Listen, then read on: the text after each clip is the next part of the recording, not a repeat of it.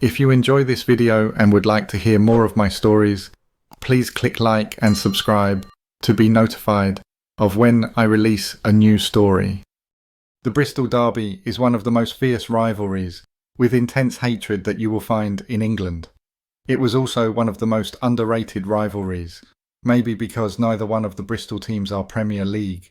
There is no glitz and glam involved, so they are not in the media spotlight.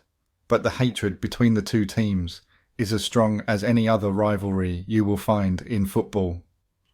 In this video, we look at the history of the Derby game and the clashes that have taken place over the years. The Bristol Derby was deemed 8th fiercest rivalry in English football in an in-depth report by the Football Pools in 2008. The first meeting of what would become a fierce rivalry took place on the 22nd of September 1894, when newly formed Bristol Southend, later to be renamed Bristol City, hosted a friendly match with Bristol Rovers, later Bristol Rovers, at their ground at St John's Lane in Bedminster, in which Bristol Southend, nicknamed the Southerners at the time, perhaps surprisingly, defeated their more established opponents 2-1.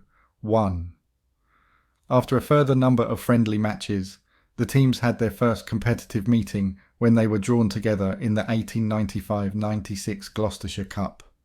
This time Rovers, who had the home advantage at their Ridgeway ground, were the victors with an emphatic 4-0 defeat of Southend, in what was reported to have been a very physical encounter. It was a regular cup tie, and was characterised by very rough play, and an inclination on the part of a number of players to have a few words with their opponents. In fact, on 2 or 3 occasions, the referee had to remind the offenders that it was not a boxing contest. Games between the two teams, like the majority of local derbies in English football, have resulted in a number of football hooliganism incidents. In a match between the clubs in December 1996, pitch invasions by both sets of fans culminated in reports of Rovers players being assaulted by City fans. Some fans of both teams have even been known to avoid attending derby matches because of fears of violence. Let's look at what happened at a more recent clash in the Bristol Derby. As we entered injury time, with City leading 1-0 3/4 of the stadium, rose to celebrate a hard-earned win, at which point, obviously, Rovers scored. The subsequent violence, in which 300 City supporters broke through a line of police and stewards and tried to attack Rovers fans situated in the east end of the ground, has been well documented nationally, as have the attempts of a smaller mob of fans to assault Rovers players after the game. The aftermath of a football crisis rarely lends itself to deep thought or wise counsel, and, as the officials of both Bristol clubs grieved for reputations torn asunder, they proclaimed their belief that this was an incident that could not have been avoided. There had been powers at work beyond the ken of committee men and the local forces of law and order. It was official. The 70s-style football hooligan was back. Scott Davidson, chairman of Bristol City, started the ball rolling. These weren't our real fans, but thugs on a day out to cause trouble. These views were echoed by his opposite number at Bristol Rovers, and had soon been adopted by the local press as their version of the truth. These were not the City supporters I mingle with every other Saturday, said Tim Davey, Evening Post correspondent and self-styled voice of the fans. David Shattock, Chief Constable of Avon and Somerset, and those in charge of the police operation on the day, declared that they were satisfied that 150 officers on duty had been sufficient for this fixture, but, in their opinion, pre-planned hooliganism on this scale was impossible to police. All of which has made for an open and shut case, with no difficult questions left unanswered, and assurances from all concerned that once the perpetrators of the violence had been identified by video and banned for life, the crowd trouble at City versus Rovers games would start to die away. The result of which, surprise, surprise, is that an opportunity for everyone involved with Bristol football to take stock and absorb the lessons of December 15th may have been lost amidst the noise of feet being dragged and blame being shifted elsewhere. The responsibilities for the events that day don't begin and end with the 300 people that invaded the pitch. Ian Holloway, the Bristol Rovers manager, was the first person to acknowledge that factors other than hooliganism may have been involved when he questioned the role of the local press, that is, the Evening Post, in the way that it had hyped up this fixture. The emotive, at times apocalyptic, 7 days to go use of language, culminating in an 8-page pullout on the Saturday before the game, left readers in no doubt that this was the biggest showdown in years. Moving away from the Bristol derby, we will now look at a witness account from a scared, horrified Bristol Rovers fan, talking about an incident some years ago. This is what he said. Just to point out, first of all, I've been going to City since the mid-70s.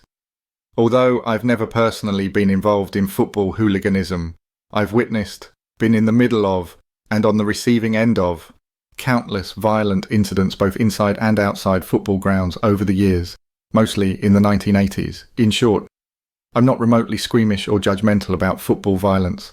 Now this evening, while sitting in my local, the Tinto Lounge on Gloucester Road, I observed what has to be among the biggest football-related incidents I personally have ever seen. Dozens of Bristol Rovers fans in running battles with the old Bill. As far as I know, no Lincoln fans were involved, although I obviously don't know this for sure. Gloucester Road was closed completely to traffic for what must have been 45 minutes to an hour. I'd have to say, the scenes reminded me of the TV pictures I watched as a youngster of the St. Paul's riots of 1980 and the miners' strike of 1984. A line of riot police, shields up and truncheons drawn, walked en masse down the Gloucester Road, blocking the entire width of the street, forcing back the Rovers fans while they threw glasses back at them. When I later walked back up Gloucester Road, the tarmac outside the John Cabot pub was like a carpet of broken glass. My only thought at this stage is this: will the Evening Post report this incident? Every City fan knows that whilst we've had a reputation in the distant past, over the last 10 years our hooligan problem has shrunk pretty much to nothing, the odd isolated incident aside. At the same time, Bristol Rovers have developed a pretty notorious hooligan element in their ranks, with numerous serious incidents documented by the Police Football Intelligence Unit in recent years. Rovers fans know this, City fans know this, and yet the Evening Post continues to refer to them as a family club. Last week the Evening Post even reported that Rovers' game against Swindon had been trouble-free, despite the fact that there had been an horrendous attack by baseball bat-wielding Rovers thugs on innocent Swindon fans before the game. Another incident, this time reported in the media outlet Bristol Live, had this to say: dozens of police officers descended upon a pub after a fight broke out between fans following Bristol Rovers' defeat to Oxford United. More than 50 uniformed officers were seen rushing to the Wellington pub at around 5:20 p.m. today, Saturday, October 14th, amid reports of an altercation. A member of staff at the pub off Gloucester Road, who asked not to be named, claimed the incident was prompted by Oxford fans attempting to enter the premises following their side's 1-0 win at the Memorial. After being stopped from entering, the bartender said a fight broke out between fans of both teams before officers intervened. During the commotion, the bartender said they saw a woman punch a police horse and attempt to pull the officer to the ground. Rovers lost 1-0 in the last few minutes of the match, and the Oxford fans came back to the pub after, and it all kicked off, the bartender explained. They were throwing people up against a wall. There was a woman punching a police horse and trying to grab the officer. It's a real shame this has happened, especially when the atmosphere was so relaxed in the pub before kick-off. And a Swindon media outlet had this to say about Bristol Rovers following trouble after a game between the two teams. A gang of 20 hooligans armed with baseball bats attacked Swindon Town fans before the team's crucial match with Bristol Rovers. The unprovoked violence took place at the Inn on the Green Pub in Horfield, Bristol, at about 1:30 p.m. as about 30 Town fans gathered for a friendly pre-match drink before the crunch encounter. Fans caught up in the terrifying ordeal have described the attack as premeditated. Karen Norton, 22 of Wantage, was among the town fans targeted in the pub's beer garden. She said, "We were just sat in the pub garden and all of a sudden these blokes came in with baseball bats and started throwing glasses and bottles at us. It was completely unprovoked, as we were just enjoying a quiet drink. There were even some Rovers fans there who we were getting on with. I got put behind a group of blokes for my own safety, but then a glass only just missed my face. The blokes with the baseball bats were just attacking the Swindon fans. There was blood everywhere. I was just crying my eyes out. I have never seen anything like it in my life." One eyewitness said the gang were contacted via mobile phone by one man, who then singled out the fans that were attacked.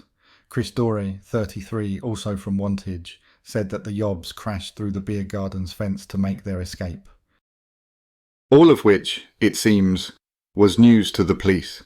Despite an identical attempt to attack the Rovers' end in the corresponding fixture last year, a relatively small number of people were still able to wreak havoc. Little wonder that many Rovers fans feel they did not receive the police protection that a game of this nature demanded. Finally, and most uncomfortably, the violence asks questions of a substantial minority of City supporters for whom this particular fixture has become too important. Down here in the West Country, a lack of footballing success and our geographical distance from any other rivals has created a goldfish bowl effect, in which our results in relation to each other have assumed too great an importance. Expectations for a City fan heightened by a sleeping giant complex, a top-class stadium, and a string of big-name managers are routinely dashed. The presence of Rovers in the same division, and their defeats of our team, a mirror to our own frailties. This has created a situation in which a healthy metropolitan rivalry has, for many of us, been replaced by something akin to hatred. The songs we sing, the chants we make, and the overwhelming importance we attach to our games against the gas has meant that, for some people, violence against Rovers fans was less an abhorrence, more a logical progression. The events of December 15th should serve as a lesson for us all here in Bristol. The media, the police and the fans all helped to create the context in which Rovers fans were attacked. It's not just the hooligans who need to mend their ways. Altogether now, 2 teams in Bristol. This is what the Mail Online had to say about another time the 2 teams from Bristol clashed. More than 50 fans arrested after ugly pitch invasion, which left police officers injured after Bristol derby. 3 officers were injured when rival fans invaded the pitch at the end of the Bristol City Bristol Rovers, Johnston's Paint Trophy tie. The match on September 4th, the first official clash between the 2 City sides since 2007, saw violence and antisocial behaviour inside and outside the ground. Mounted police were needed to clear fans from the Ashton Gate pitch, while officers in riot gear and stewards had to separate fans in the stands. Officers from Avon and Somerset Police carried out dawn raids in Bristol, Bath and Somerset to arrest fans involved in the disorder. 23 arrests were made, bringing the total number of arrests in relation to the match to 50. Chief Inspector Paul Mogg, Silver Commander for the operation, said, "Today's operation sends out a powerful message to a small minority intent on causing problems at football games. You might think you are anonymous in the crowd and no one can see your antisocial behaviour and actions, but think about it next time, because 50 people in our cells had the same thought. We are showing the red card to those intent on causing football disorder and violence in Avon and Somerset, and will now put these people before the courts. Successful convictions should result in football banning orders, which will mean they will no longer be able to attend games or follow their national side abroad." Since the match, investigators have been examining hours of CCTV coverage and mobile phone images to identify who committed offences including public disorder, assaulting police officers and invading the pitch. Photographs of more than 20 people police wanted to speak to in connection with the incidents were published, leading to around half coming forward and further arrests. 30 suspects were arrested before the dawn raids, which involved officers executing early morning warrants to detain both Bristol City and Bristol Rovers fans who had not handed themselves in. A spokesman for the force said, "Within the first 30 minutes of the operation, 10 people had been arrested, including many well-known hooligans. Additionally, some people we wanted to arrest contacted us to say they would hand themselves in to their local police station. We work closely with Bristol City and Bristol Rovers through our dedicated football liaison officers, as well as colleagues at the UK Football Policing Unit." Already, a 32-year-old man who was arrested during the Bristol City-Bristol Rovers game on September 4th has appeared in court. James Bendel from Bristol admitted throwing a missile and going onto the pitch. He was fined a total of £500 and given a 3-year football banning order. Speaking after the match, City manager Sean O'Driscoll said, "The scenes at the end were disgraceful. It's taking the shine off a good victory for us. That's what people will be talking about, not the game. What's happened is what we didn't want to happen, and the players are all disappointed as well." Thank you for taking the time to watch my video. If you would like to see more, because I have many more stories to tell, then please like this video and click the subscribe logo in the bottom right of this screen. Thanks again, and see you next time.